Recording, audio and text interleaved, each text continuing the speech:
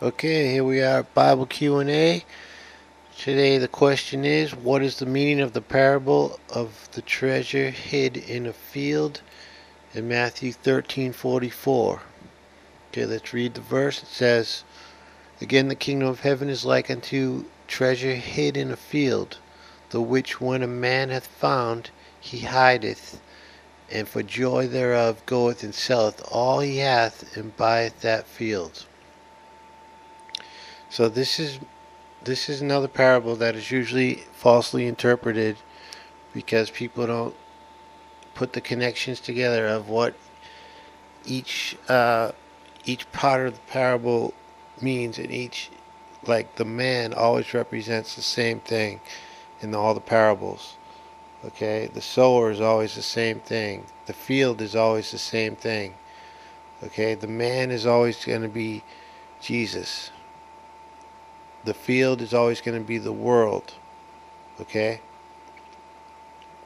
So it says, again, the kingdom of heaven is like unto treasure hid in a field. Okay, so the field is the world. There's a treasure that's hidden in the world. Normally, this is interpreted to be the treasure hid in the world is Jesus, and a man goes and finds it, and he hides it, and sells everything he has, and buys the field. Okay, in other words, like a man finds Jesus in the world and sells everything he has to get Jesus, or to come into the kingdom of God.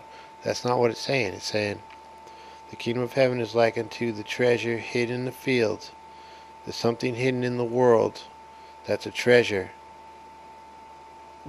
that which when a man hath found, he hideth, and for joy thereof go and sell all he has, and buys that field.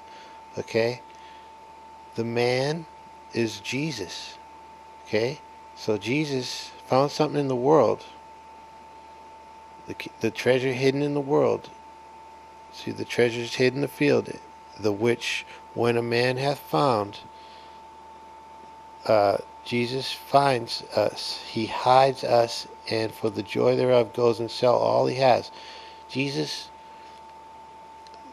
to buy the field, to purchase the world, the field is the world, Jesus had to sell all he had. That is his own life. He shed his blood to purchase the world for himself, to purchase sinners for himself. The treasure in the world is the church, the bride of Christ, that he found in the world, and he was overjoyed for it, and he sold all he had, which is his own life.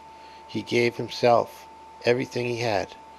Okay, and he sold it, and he bought the world. He re-hid the treasure in the world. See, again, the kingdom of heaven is like a treasure hid in a field, which when the man finds it, Jesus found it, he hideth, he hid it again in the world. The church, the true bride of Christ, the true Christians, the true believers are hidden in the world.